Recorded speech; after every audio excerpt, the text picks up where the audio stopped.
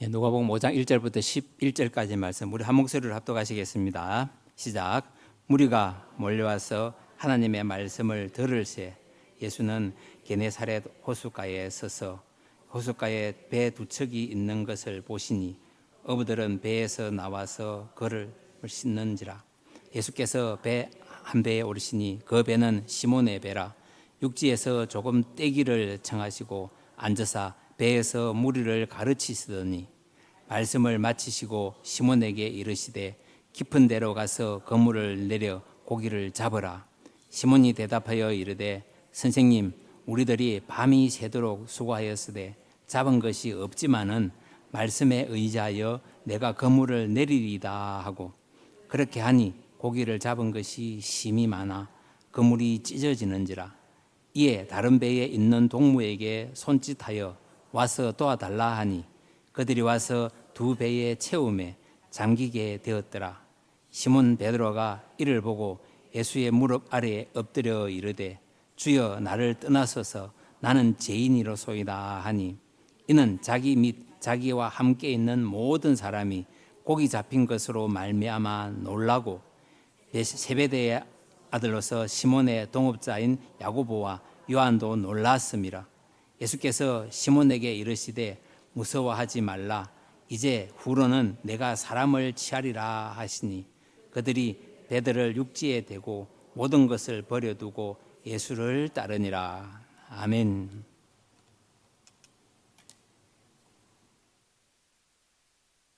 오늘은 말씀에 의지하여라는 제목으로 함께 말씀을 나누겠습니다. 우리가 긴 인생을 살아가고 있습니다. 짧은 인생을 사시는 분도 있겠지만 우리는 보통 요즘에는 80, 90을 사시다가 천국을 소망하면서 걸어가시는 분들이 참 많습니다. 그런데 이 긴 삶의 위기 속에 삶을 살아가다 보면은 삶의 위기가 우리에게 닥칩니다. 근데 이 삶의 위기 속에서도 보게 되면은 승리한 사람이 있고 넘어지는 사람이 있습니다. 오늘 본문의 이야기를 보게 되면은 베드로는 주님의 말씀을 들음으로 승리하는 인생을 살아가는 사람입니다. 그는 평생 업으로 살았습니다. 그런데 어느 날 위기가 찾아옵니다. 그때 예수님께서 갈릴리 어부의 베드로의 배를 찾아오시는데 베드로는 처음으로 예수님을 만나는 시간이 됩니다. 그런 예수님을 만남으로 놀라운 인생의 변화가 일어나기 시작을 합니다. 그가 예수님의 첫 번째 수제자가 되는 것을 우리는 말씀으로 확인할 수가 있습니다. 예수님께서 어느 때에 지금 그를 찾아왔는지를 우리는 잘 묵상하기를 원합니다. 베드로가 가장 힘들고 어려울 때였습니다. 그는 배를 타고 밤이 새도록 고기를 잡으려고 그물을 내렸습니다. 그가 가지고 있는 모든 기술과 또 정력을 다 쏟았을 것입니다. 그런데 밤이 새도록 물고기를 잡았지만 물고기 한 마리도 잡지 못하고 새벽을 맞이하는 것입니다. 오랜 시간의 그 노력이 우리에게 성과 없이 끝나는 아마 피로한 아침은 너무나 우리에게 피곤한 아침일 것입니다. 그리고 이것이 우리에게 더 큰 무게로 다가오게 되면 절망을 느낄 수밖에 없는 그런 환경을 맞이하게 됩니다. 바로 이런 때에 지금 예수님께서 베드로를 찾아왔다는 것입니다. 사람들은 열심히 살게 되면 그만한 성과가 있을 것을 믿고 오늘을 최선을 다해서 살아갑니다. 그러면서 오늘을 참고 이겨내기를 반복하고 있습니다. 그러니만큼 우리가 내가 한 고생이 헛것으로 끝난다는 것을 우리는 잘 인정하려 하지 않습니다. 근데 그것을 알게 될 때는 우리에게 큰 절망이 찾아왔을 때일 것입니다. 사람들은 오늘 내 수고가 내일 헛수고로 끝나지 않는 것을 믿으려고 하지 않기 때문에 내가 노력하는 결과만큼 그 성과를 얻기를 원하는 것입니다. 그리고 우리의 인생 자체를 거기에 맞추어서 한 걸음 한 걸음 걸어가는 우리의 모습이 있기 때문일 것입니다. 이렇게 헛수고로 밤을 지새운 베드로가 지금 그물을 씻고 있는 모습을 한번 상상해 보시길 원합니다. 그 그물을 씻고 피곤에 지쳐서 그물을 씻고 있는데 그때 예수님께서 베드로의 배에 오르시더니 육지에서 조금 떼기를 청하십니다. 그리고 그 배에서 수많은 무리들에게 말씀을 전하시는 것입니다. 그러고 나서 예수님께서는 베드로에게 깊은 데로 가서 그물을 내려 고기를 잡으라고 말씀을 하십니다. 이때 베드로는 아마 이런 생각을 했을 것입니다. 내가 밤새도록 애써 고기를 잡았는데 고기 한 마리 잡지 못했습니다. 그러나 지금 주님께서 말씀하시니 다시 한번 해보겠습니다 라는 말로 주님 말씀 앞에 순종하는 모습이 나타납니다. 예수님께서 말씀하시니 내가 다시 한번 그물을 내려보겠습니다 하고 순종하는 모습이었습니다. 우리는 이러한 결심을 믿음이라고 이야기를 합니다. 아마 이 말씀이, 이 믿음이 우리에게 주시는 최고의 선물일 것이고 우리가 이것을 의지하며 우리 인생길을 걸어가는 목적이기도 합니다. 그래서 우리가 이 믿음을 가지고 주님의 말씀 앞에 순종하여서 그물을 내릴 때에 베드로의 인생에 놀라운 역사가 일어나는 것이고 그는 축복을 경험하는 것입니다. 그리고 베드로는 예수님의 부르심에 순종을 하면서 예수님의 제자가 되는 것입니다. 오늘 저는 이 말씀 속에서 우리에게 가르쳐주는 교훈을 통해서 함께 은혜를 나누려고 합니다. 첫 번째로 보시게 되면은 예수님께서 빈배를 찾아오셨다는 사실에 무게를 두게 됩니다. 갈릴리 호수에서 밤이 새도록 고기를 잡았지만 한 마리도 잡지 못한 베드로였습니다. 그리고 그 빈배를 가지고 나오면서 육지로 다가와서 그물을 씻고 있었는데 그때 예수님께서 빈배로 찾아오셨습니다. 만약 지금 예수님이 찾아오셨을 때에 베드로가 고기를 많이 잡아서 기분이 좋고 또 그 고기가 얼마 할 것인지를 돈으로 환산하고 있었다면 그가 과연 예수님을 어떤 마음으로 맞아야 하였겠습니까? 베드로는 마음이 분주해서 자기 인생을 계획했을 것이고 자기가 잘남을 자랑하면서 그 기분의 치유에 있었을 것입니다. 그리고 주님께서 하시는 말씀을 제대로 들으려고도 하지 않았을 것입니다. 그런데 지금 베드로의 모습을 보게 되면 빈배였습니다. 허탈한 아침을 맞이하고 있습니다. 그때 우리가 이러한 때에 우리는 예수님을 만날 수 있는 시간이라는 것을 아셔야 합니다. 우리가 인생을 살아가면서 내 삶이 빈배와 같은 시간이 있을 수 있습니다. 또한 그 허전한 시간을 채우기 위해서 우리는 주님의 말씀을 묵상하면서 주님과 함께 동행하는 모습이 우리에게 나타나는 것입니다. 어떤 때는 우리가 인생을 걸어가다 보면 내 인생에 건강이 무너져서 내가 절망할 때도 있습니다. 이것은 베드로의 배가 텅 비어 있는 것처럼 우리가 내 모든 인생의 길을 상실하는 것처럼 앞으로 절망적인 것을 느낄 때에 이러한 마음을 가질 수가 있게 됩니다. 또한 내 가정에 문제가 생겨서 허탈한 상태에 빠질 수도 있습니다. 그러나 바로 이때가 우리가 주님이 찾아오시는 때이고 우리가 주님을 만날 때라는 것을 우리는 잊지 마셔야 합니다. 그리고 우리는 이 기회를 놓치지 말아야 한다는 것입니다. 바로 이때가 우리가 주님을 붙드는 그 때라는 것을 믿으시길 원합니다. 이사야서 55장 6절과 7절 말씀을 보면 이렇게 이야기를 합니다. 너희는 여호와를 만날 만한 때에 찾으라. 가까이 계실 때에 그를 부르라. 악인은 그의 길을, 불의한 자는 그의 생각을 버리고 여호와께로 돌아오라. 그리하면 그가 긍휼히 여기시리라. 우리 하나님께로 돌아오라. 그가 너그럽게 용서하시리라. 아멘. 이 말씀 속에서 보게 되면은 우리가 성공했기 때문에 주님을 찾는 것이 아니라 또 우리가 성공을 하게 되면은 내 마음속에 주님이 들어설 자리가 그만큼 좁아진다는 사실을 우리는 너무나 잘 알 것입니다. 그리고 이것은 축복이 아니라 우리에게 또 비극일 수도 있다는 사실입니다. 그만큼 성공의 이면에는 우리의 좋은 점과 또 나쁜 점이 함께 공존하는 것을 알 수 있게 됩니다. 우리가 이 땅에서 어려움을 당했습니다. 그리고 예수님을 만났습니다. 그러면은 우리가 이렇게 생각할 것입니다. 우리가 어려움을 당해야만 내가 예수님을 만나고 내 믿음이 성장하느냐 하고 질문을 하시는 분도 계실 것입니다. 그러나 우리가 이 믿음의 논리는 그런 것이 아니라는 것을 잘 알고 계십니다. 그래서 오늘 내 심령을 빈배로 만들려고 하는 것이 우리의 본질이기 때문일 것입니다. 항상 나는 하나님을 갈급한 마음으로 사모하는 그 심정이 있어야만 그 사모함으로 주님을 채울 수 있기 때문일 것입니다. 즉 우리가 영적으로 세상을 바라보게 되면은 나의 갈급함을 알 수 있다는 것입니다.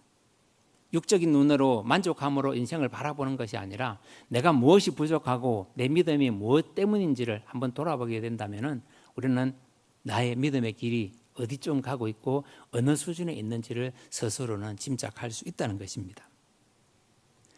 이 세상의 것이 아니라 하나님의 것을 바라본다는 것은 그만큼 내 욕심을 버리는 것일 것입니다. 그리고 하늘을 사모한다는 것은 그만큼 내 갈급한 심령이 비어있는 내 영혼을 위로하기 때문일 것입니다. 그때 예수님께서 우리 마음에 들어오실 수 있다는 것입니다. 이 세상에서 내가 많은 것을 가졌다면, 즉 물질과 권세, 지식의 교만함으로 인해서 내 마음을 채우지 못한다는 것입니다. 거기에 주님이 앉을 자리는 없다는 것을 우리는 짐작하는 것입니다. 그리고 우리가 완전히 내 마음이 빈 배로 만들어져 있다면 그 자리에 주님이 앉으시고 주님이 우리를 인도하시는 것입니다. 주님께서는 심령이 가난한 자는 복이 있나니 천국이 우리들의 것이라고 말씀을 하셨습니다. 지금 여러분이 빈배처럼 힘들고 어려울 수도 있습니다. 그리고 반대로 행복함에 젖어서 만족하는 인생도 살아가시는 분들도 계실 것입니다. 그러나 그 만족감과 행복감 속이 아니라 내 배가, 내 심령이 빈배처럼 비어있을 때 그때가 주님을 만날 때라는 것입니다.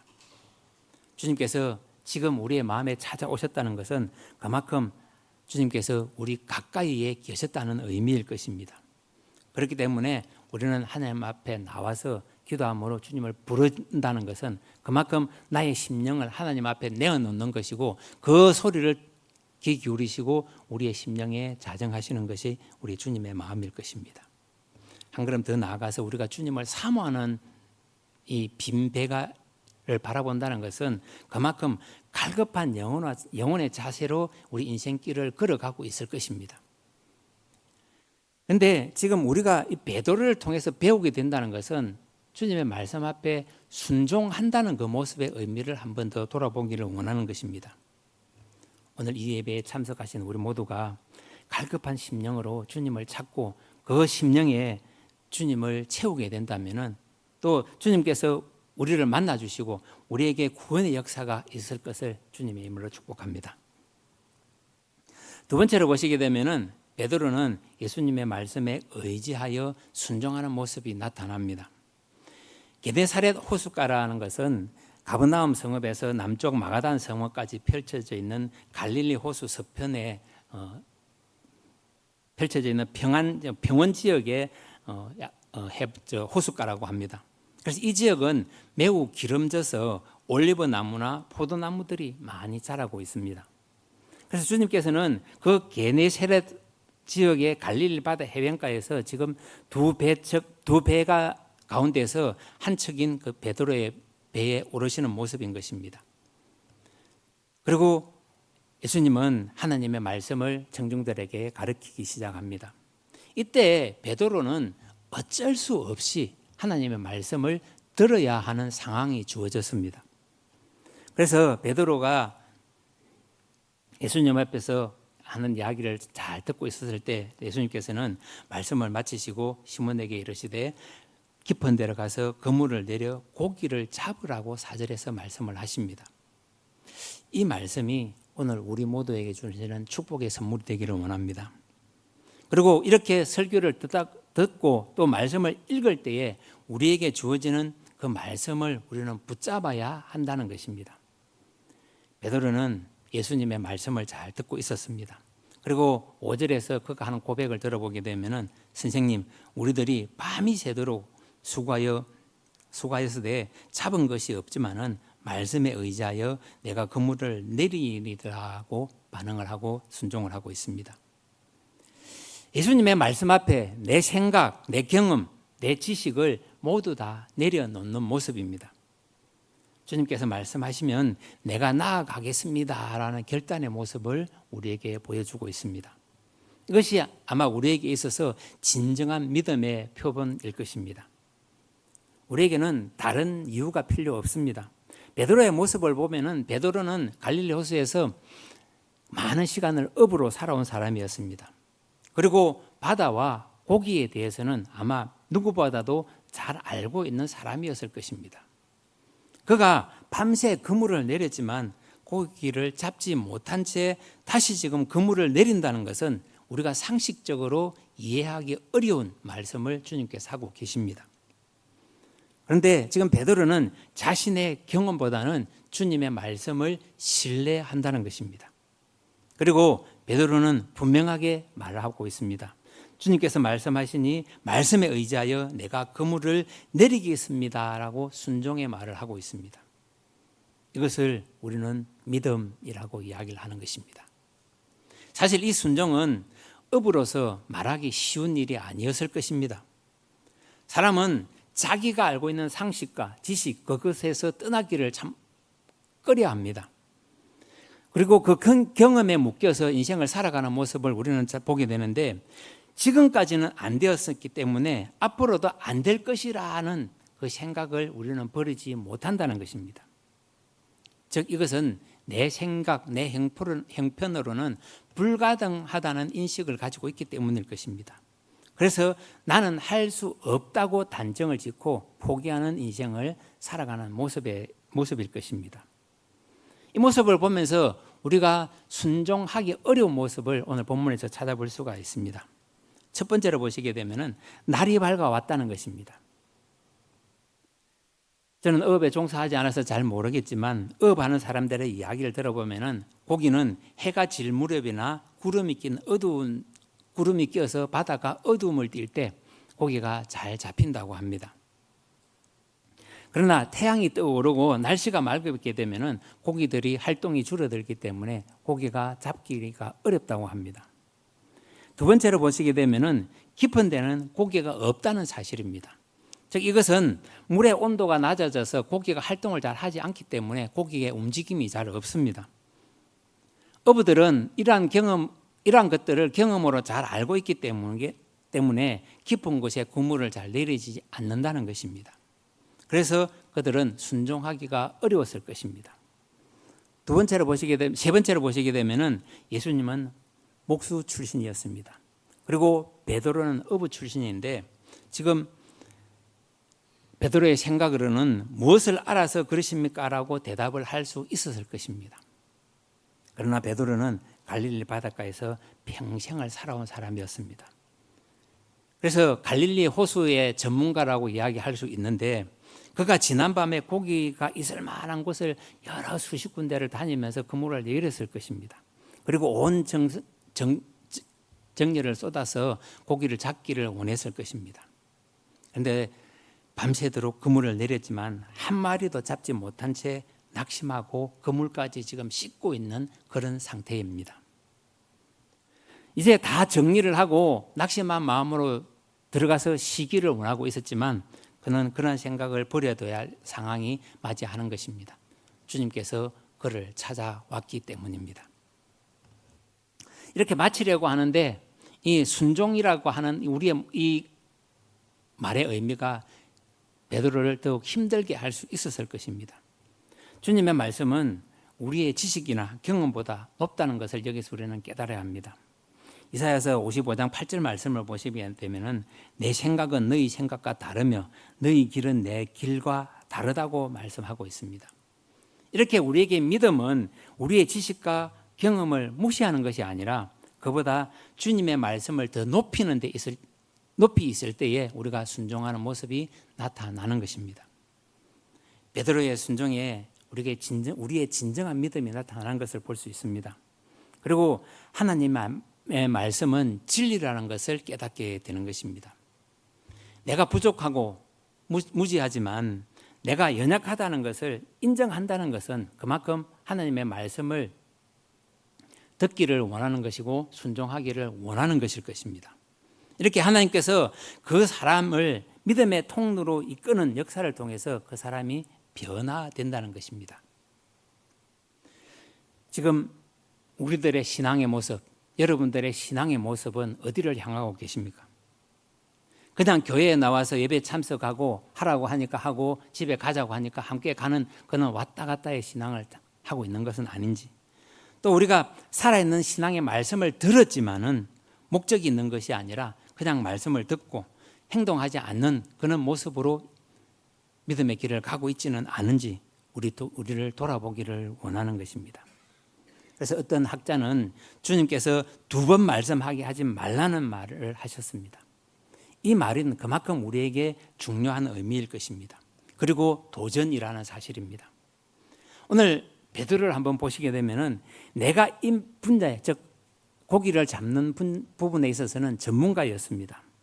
그렇지만 주님이 말씀하실 때 그 말씀을 의지하는 모습이 나타납니다. 그 말씀에 나의 모든 것을 다 내려놓고 순종했다는 것입니다. 우리 다 같이 한번 고백하기를 원합니다. 내가 말씀에 의지하여 순종하겠습니다. 아멘. 이 모습이 우리의 모습이기를 원합니다. 그리고 이것이 바로 우리 믿음의 실제라는 것을 아셔야 합니다.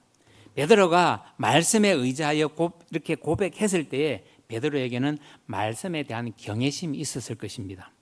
이렇게 베드로는 말씀에 대한 근위를 인정했던 것이고 그 말씀에 대한 근위를 확신했을 것입니다. 이렇게 베드로는 주님의 말씀이기 때문에 순종하는 모습이 나타나는 것입니다.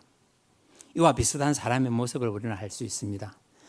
믿음의 조상 아브라함은 이마에 주름이 늘고 또 눈가에 눈물이 맺히면서도 여호와 하나님의 명령이기 때문에 그 말씀에 의지하여 이삭을 드리는 모습이 있습니다. 창세기 22장 2절부터 3절의 말씀입니다. 우리 함께 읽어보시겠습니다. 시작. 여호와께서 이르시되 내 아들 내 사랑하는 독자 이삭을 데리고 모리아 땅으로 가서 내가 내게 일러준 한 산 거기서 그를 번제로 드리라. 아브라함이 아침에 일찍 일어나 나귀의 안장을 지우고 2 종과 그의 아들 이삭을 데리고 번제에 쓸 나무를 쪼개어 가지고 떠나 하나님이 자기에게 일러주신 곳으로 가더니. 아멘. 그리고 이제 그는 그곳에 도착해서 단을 쌓고 나무를 벌려서 아마 그 아들 이삭을 결박하여서 제단 위에 올려놓고 칼을 잡고 이삭을 잡으려 했을 것입니다. 이 모습을 보면서 히브리서 11장 17절 말씀은 이렇게 이야기를 합니다. 아브라함은 시험을 받을 때에 믿음으로 이삭을 드렸으니 그는 약속들을 받은 자로 돼 그 외아들을 드렸느니라, 이렇게 말씀하고 있습니다. 아브라함이 그 아들을 하나님께 지금 드렸다고 이야기를 하고 있습니다. 아브라함은 단지 하나님의 말씀에 의지하여 이삭을 드렸습니다. 그리고 이렇게 드렸을 때 하나님께서는 하나님의 사자를 보내어 아브라함아 아브라함아 하면서 급히 아브라함을 불러 세우십니다. 그러면서 그 아이에게 손을 대지 말라, 내가 내 아들 내 독자까지 내게 아끼지 아니하였으니 내가 이제야 내가 하나님을 경외하는 줄 아노라고 하나님께서 말씀을 하십니다. 아브라함이 그때 눈을 들어본 적 한 순양이 뒤에 있었는데 뿔이 수풀에 걸려 있었습니다. 그때 아브라함은 그 순양을 가져다가 이삭 대신에 번제물로 드리는 모습이 있습니다. 그래서 여기에서 그 유명한 여호와께서 준비하신다라는 여호와 이레의 말이 여기서 나오게 되는 것입니다. 그러면은 우리가 언제나 말씀에 의지하여서 살아가는 우리의 모습은 하나님께서 언제나 준비하시는 모습이 우리에게 있다는 것을 믿어야 하는 것입니다. 오늘 본문의 말씀도 마찬가지입니다. 베드로가 말씀에 의지하여 그물을 내렸기 때문에 하나님께서 준비하신 고기를 많이 잡을 수 있었다는 것입니다. 우리가 잘 아는 이스라엘 백성들을 한번 보게 되면은 그들은 말씀에 의지하여 애굽을 탈출하게 됩니다. 그리고 말씀을 의지하여 홍해를 건너는 것입니다. 그리고 또한 말씀을 의지하여 광야길로 나서는 것입니다. 아마 그들의 믿음이 없고 그들은 말씀을 의지하지 아니하였다면은 다시 애굽으로 돌아갔을 것이고 홍해를 건너지 못했을 것입니다. 이렇게 순종할 때 홍해 바다가 열리는 것이고 바다를 육지같이 건너가는 모습이 나타나는 것입니다. 또한 메마른 광야 40년 동안 말씀에 의지하여서 그들이 나아갈 때 옷이 헤어지지 아니하고 또 발이 부르트거나 먹을 것이 부족함이 없이 40년 동안 광야를 다니는 모습을 보는 것입니다. 또한 광야에서 바라보게 되면은 밤에는 불기둥으로 낮에는 구름기둥으로 만나와 메추라기를 주심으로 40년 동안 먹이시고 반석에 샘물이 나도록 해서 그들이 목마르지 아니하도록 하나님께서 그들을 돌봐주시는 것입니다. 이 모습을 보면서 오늘 우리도 말씀을 의지하여 살아가는 인생, 여호와 일해가 되는 그런 번성한 삶이 있어지기를 주님의 이름으로 축복합니다. 우리가 인생을 살아가다 보면은 두려움을 가진다는 것은 미래에 대한 불확실성 때문일 것입니다. 오늘은 만족할 수가 있는데 내일을 걱정하는 모습이 우리에게는 있습니다. 이러한 내일이 불확실하기 때문에 이것을 이기는 길은 주님을 만나서 우리의 사명을 깨닫는 것이 이것을 이기는 길이라는 것입니다. 즉 사명은 하나님께서 우리를 세상에 보내신 목적이기도 한데 사명을 발견한 사람은 미래의 위기가 오더라도 그것에 대해서 두려워하지 않습니다. 오늘의 하나님의 말씀을 의지하기 때문에 그 말씀을 의지함으로 인해서 하나님께서 그 모든 것을 해결해 주실 것이라는 그 확신을 가지고 한 걸음 한 걸음 믿음의 길을 걸어가기 때문일 것입니다. 위기 때 주님을 만나는 것은 우리에게 축복이 우리에게 오는 것과 같습니다. 그래서 이 축복의 기회를 우리가 모두 잡는 우리들이 되기를 원하는 것입니다. 바라옵기는 베드로처럼 말씀에 의지하여 내가 순종하겠습니다 하는 이 고백을 통해서 우리의 삶이 형통한 믿음의 통로가 되기를 주님의 이름으로 축복합니다. 세 번째로 보시게 되면은 예수님의 무릎 아래에 엎드려 자신이 죄인임을 고백하는 모습이 우리에게 나타나야 합니다. 8절의 말씀입니다. 8절의 말씀을 우리 함께 읽어보시겠습니다. 시작. 시몬 베드로가 이를 보고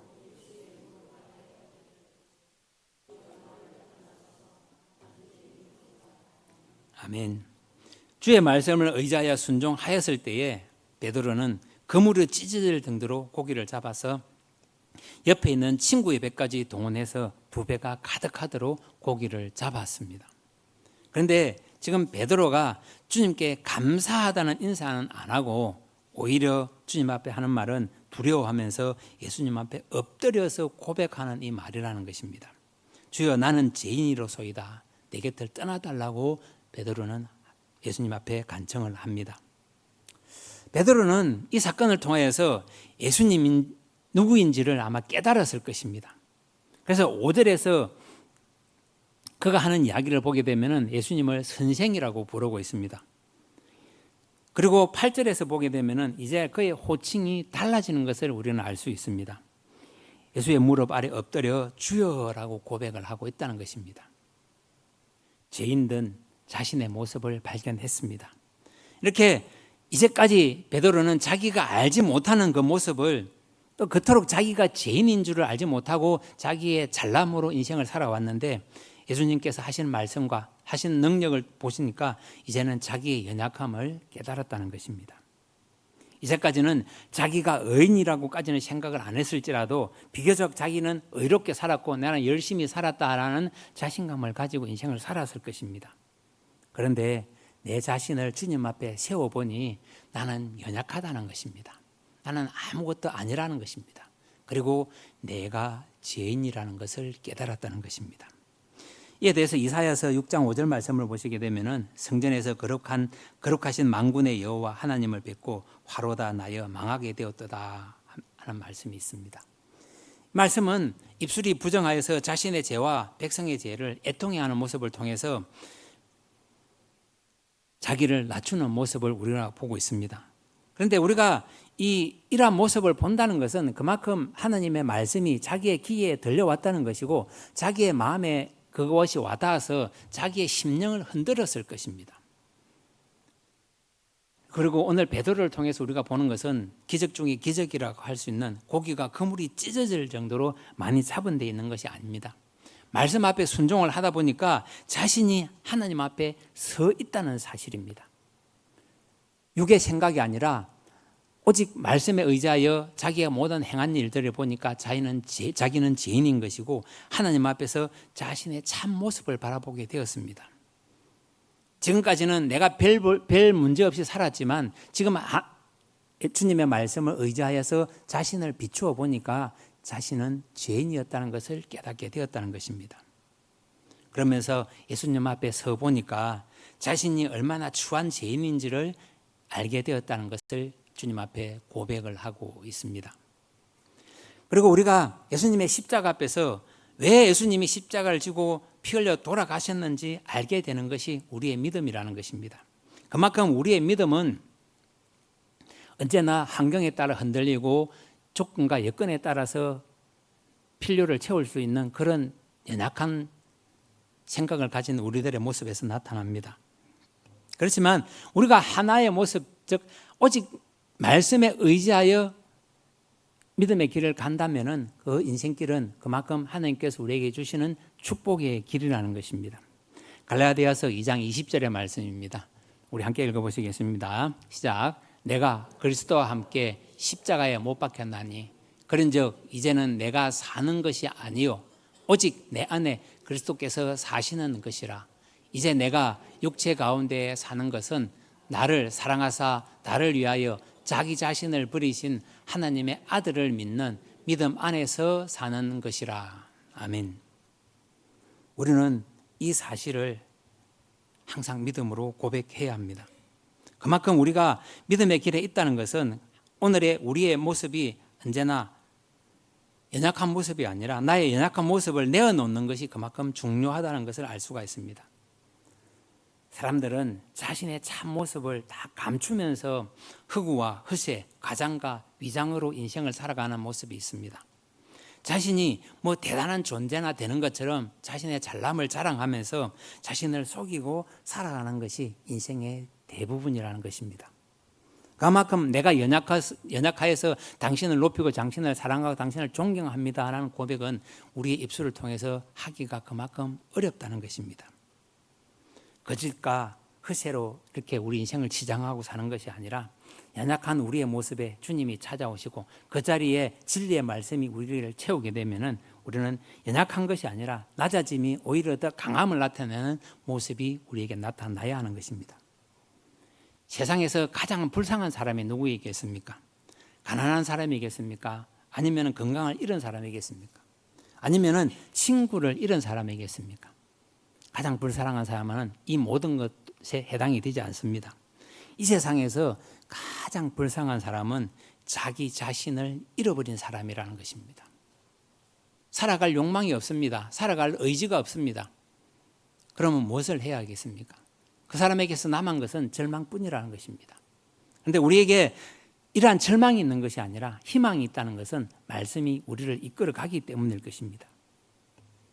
자기 자신을 모르는 자기의 실체를 말씀을 통해서 깨닫는 것은 그만큼 성령께서 내게 말씀하시는 그 진리의 말씀이 나를 흔들었기 때문일 것입니다. 그래서 우리가 신앙생활에서 그만큼 체험이라는 것은 중요한 것입니다. 그래서 우리 기독교를 체험의 신앙이라고 이야기하는 것이 여기에 의미를 두는 것입니다.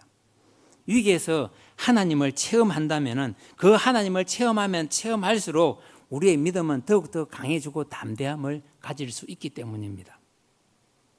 우리에게 하나님께서 위기를 허락하신 것은 그만큼 우리를 다듬어 가시고 우리를 훈련하심으로 인해서 나를 쓰임받게 하시기 위해서 우리를 단련하신다는 것입니다.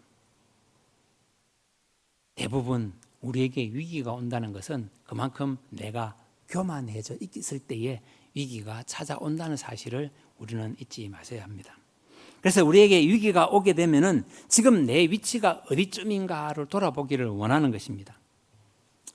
마음이 교만해져 있다면은 그 마음을 낮추어 사랑하는 마음과 이웃을 섬기는 마음을 우리는 행동으로 옮겨야 하는 것입니다. 그리고 하나님께서는 스스로 어렵다는 사람을 쓰시지 않는다는 것입니다. 예수님 당시에 보시게 되면 바리새인들은 정말로 똑똑하고 잘났고 지혜로운 사람들이었습니다. 그런데 예수님의 제자들을 보게 되면 단 한 사람도 바리새인을 제자라고 부르시지 않았다는 사실입니다. 그러면 왜 그렇게 하셨을까입니다. 그들은 스스로 어렵다고 여겼기 때문입니다. 그래서 남을 정죄하는 데 익숙해져 있었습니다.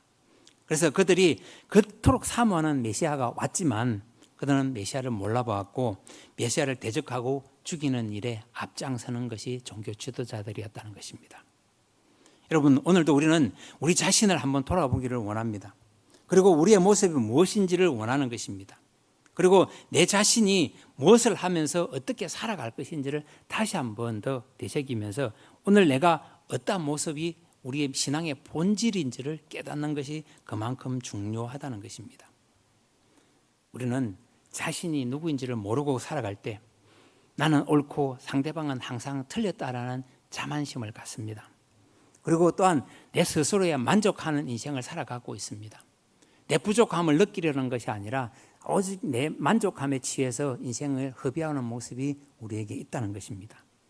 그래서 우리는 죽을 때까지 하나님 앞에 나와 기도하고 회개함으로 인해서 하나님 앞에 우리를 내어놓는 것이 그만큼 중요하다는 것입니다. 그래서 어떤 분은 숨을 쉴 때마다 내 죄를 내 품어라 하고 권면을 했다고 합니다. 그러면서 우리가 회개하려면 오늘 베드로처럼 하나님의 말씀 앞에 서봐야 그것이 진정한 믿음의 실체라는 것입니다. 그래서 마지막으로 예수님은 베드로에게 이렇게 말씀하고 계십니다. 무서워하지 말라. 이제 후로는 내가 사람을 취하리라. 이렇게 말씀하고 있습니다. 즉 사람 낚는 업으로 예수님께서 제자로 부르시는 것입니다. 이 모습은 우리가 자신의 죄인됨을 인정을 하고 회개함으로 인해서 주님께서 베드로에게 사명을 부여하신 것처럼 우리에게 사명을 주심으로 인해서 하나님께서 우리에게 필요를 채워주신다는 것입니다. 베드로에게 사람 낚는 업으로 살라고 베드로를 부르셨습니다. 그리고 분명한 사명을 또한 우리에게 주셨습니다.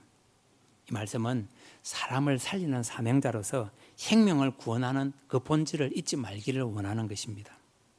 다시 말씀드리면 자기 사명을 깨달음으로 인해서 믿음의 백성의 본질을 잊지 말기를 원하고 계십니다. 지금까지는 자기 자신만을 위해 살아왔지만 이제부터는 하나님을 위해서 사람을 구원하는 전도자의 사명을 살겠다고 우리는 고백해야 하는 것입니다. 그리고 이 땅에서는 누구나 살아가는 이유가 분명하게 사명을 실천하는 모습이 나타나기를 원할 것입니다. 학생에게는 배움을 바르게 배워서 그것을 실천하는 모습이 나타날 것이고 노동자에게는 생산하는 사명이 있을 것이고 경영자에게는 운영하는 그 사명이 있을 것입니다. 그리고 우리가 믿음의 백성으로서 그 사명을 담당하는 것이 믿음의 본질이라는 것을 잊지 마셔야 하는 것입니다. 오늘도 우리는 베드로처럼 우리의 한계를 느낄 때가 있을 것입니다.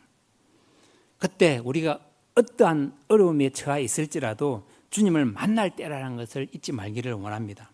그리고 우리에게 말씀으로 우리를 이끌어가는 그 주님을 신뢰하기를 원하는 것입니다.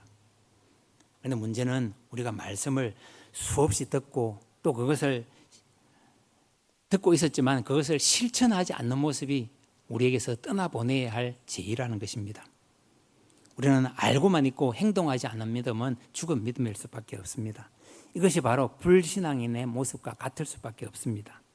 그런데 베드로는 자기의 경험과 지식과 모든 생각을 다 내려놓고 하나님의 말씀을 의지하면서 순종했습니다. 그때 하나님의 놀라운 기적을 체험할 수 있었고 그때 베드로는 자신이 죄인이라는 자신의 참모습을 발견할 수 있었습니다. 그리고 주님 앞에 그 죄인됨을 고백하는 모습이 나타나는 것입니다. 오늘도 우리는 이것을 깨닫는 것이 놀라운 은혜인 것이고 또 우리가 죄인됨을 깨달았을 때 우리가 주님을 찾고 주님의 앞에 엎드려 회개하는 모습이 있으시기를 주님의 이름으로 축원합니다.